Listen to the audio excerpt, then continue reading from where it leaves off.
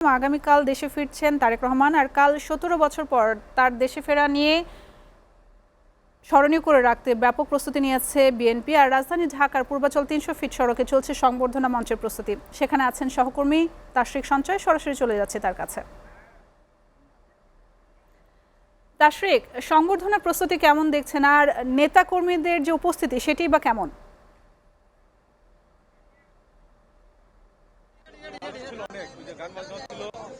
আমরা এই মুহূর্তে রয়েছি ঢাকার ৩০০ ফিট অর্থাৎ যেই জুলাই ৩৬ এক্সপ্রেসওয়ে, যেখানে অনুষ্ঠিত হবে আগামীকালের ঐতিহাসিক সেই সমাবেশ, সেখানে আমরা উপস্থিত রয়েছি।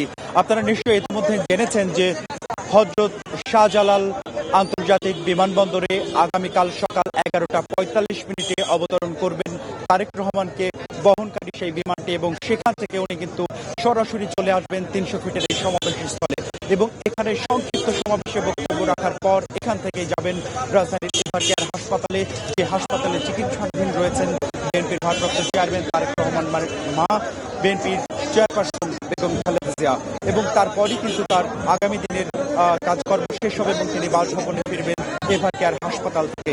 আমরা যতদূর জানতে পেরেছি যে তারেক রহমান কিন্তু এখানে এসে এই সমাবেশে কিন্তু একাই বক্তব্য দেবেন, এটি শুধুমাত্র জনভোগান্তির কথা চিন্তা করে, অর্থাৎ পরপর ৩টি যে সরকারি ছুটির দিন, সেই দিন বিবেচনা করে সমাবেশের দিনটি বা সংবর্ধনার দিনটি নির্ধারণ করেছে বিএনপি, এবং আগামীকাল যেন সমাবেশটি খুবই সংক্ষিপ্ত করা যায় সেই উদ্দেশ্যে কিন্তু শুধুমাত্র তারেক রহমান একাই এই মঞ্চ থেকে ভাষণ দেবেন।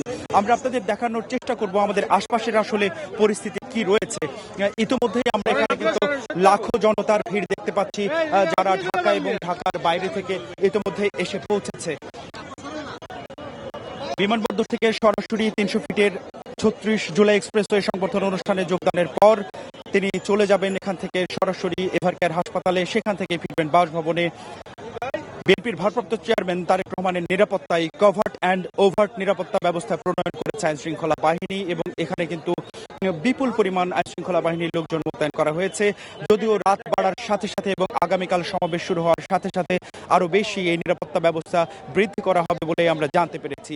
রেড, ইয়েলো এবং হোয়াইট এই ৩ জোনে ভাগ করে সাজানো হয়েছে নিরাপত্তা ছক। আমাদের সূত্র জানিয়েছে যে তারেক রহমানের নিরাপত্তা নিশ্চিতে সরকারের উচ্চ পর্যায় থেকে সর্বোচ্চ নিরাপত্তামূলক ব্যবস্থা নেওয়ার জন্য এরই মধ্যে বেশ কয়েকটি বৈঠক অনুষ্ঠিত হয়েছে।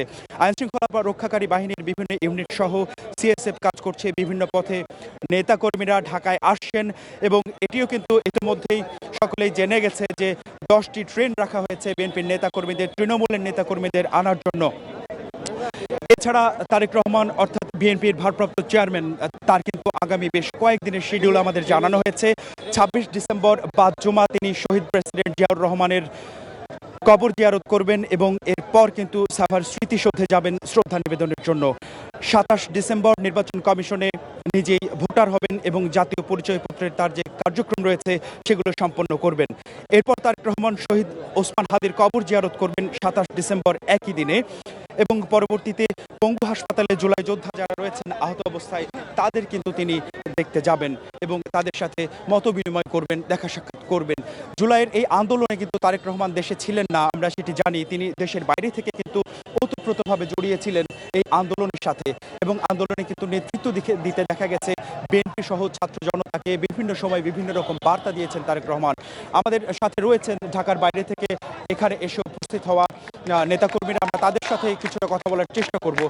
আসলে আপনারা যে অনেক দূর থেকে এখানে উপস্থিত হয়েছেন এবং ঐতিহাসিক একটি সভা হতে যাচ্ছে এখানে, এই সভা আগামীর রাজনীতিতে বিএনপির পক্ষে কেমন প্রভাব রাখবে বলে আপনি মনে করেন? বিএনপির পক্ষে একটি অত্যন্ত ইতিবাচক প্রভাব পড়বে।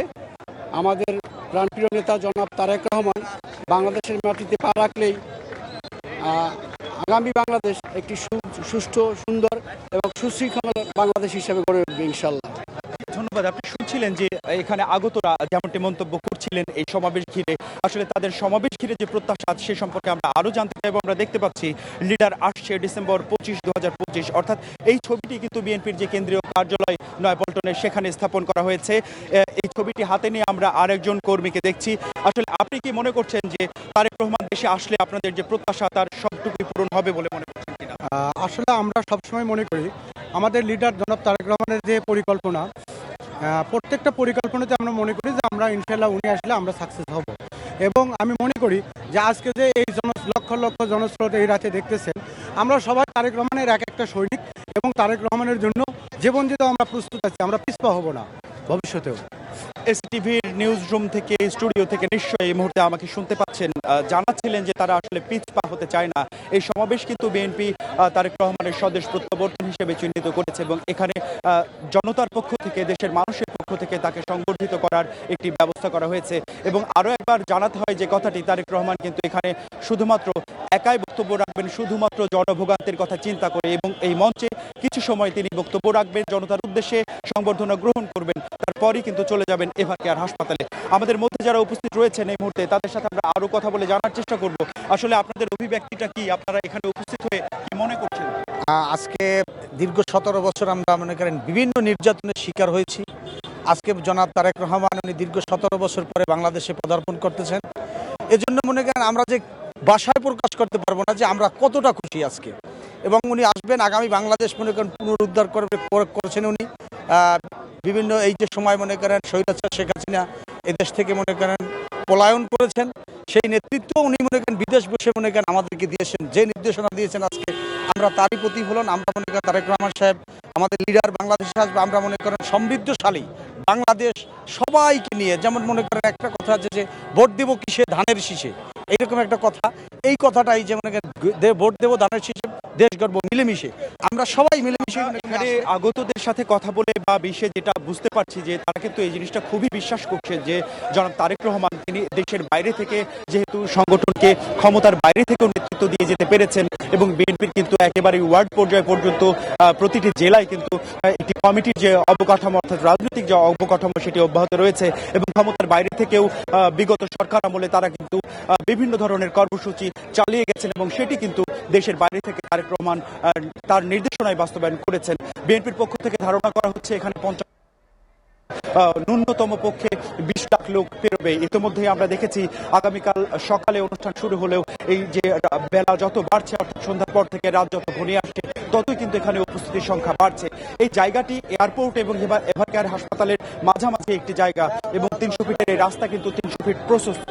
এই প্রশস্ত রাস্তা জুড়ে অন্তত পক্ষে 3 কিলোমিটার এলাকা জুড়ে এখনো পর্যন্ত আমরা বিএনপির নেতাকর্মীদের দেখতে পাচ্ছি। আপনারা এই মুহূর্তে রয়েছেন রাজধানীর 300 ফিট এলাকা, অর্থাৎ 36 জুলাই 36 এক্সপ্রেসওয়েতে তারেক রহমানকে সংবর্ধনা জানাবার যেই স্থল, সেই সমাবেশ স্থলের পরিবেশ আমরা তুলে ধরছি এসটিভির ক্যামেরায়। দর্শক আমাদের সাথে আছেন, যারা দেখতে পাচ্ছেন নেতা কর্মীরা কিন্তু এখানে অবস্থান নিয়েছেন এবং তারা এখানে রাত্রি যাপনের জন্য প্রস্তুতি নিচ্ছেন। আমি রাত্রি যাপনের প্রস্তুতি যারা নিচ্ছেন তাদের সাথে কারো সাথে আপনাদের কথা বলানোর চেষ্টা করব। আপনি আসলে কোত্থেকে এসেছেন? আপনি কোত্থেকে এসেছেন? ঢাকার 9 নম্বর উত্তর বাড্ডা থেকে। আপনারা কি এখানে রাত্রি যাপন করবেন কিনা? জি, এখানে। আপনারা শুনছিলেন আসলে তারা রাত্রি যাপনের প্রসঙ্গে বলছিলেন। এখানেই কিন্তু প্রায় লাখখানেক নেতাকর্মী আজ রাতে অবস্থান করবে বলে ধারণা করা যায়। আমরা বিভিন্ন জায়গায় ঘুরে এরকমই কিন্তু আভাস জানতে পেরেছি। স্টুডিওতে ফিরতে চাই, আবারও সম্ভব হলে যোগ দেব এই সমাবেশ স্থল থেকে।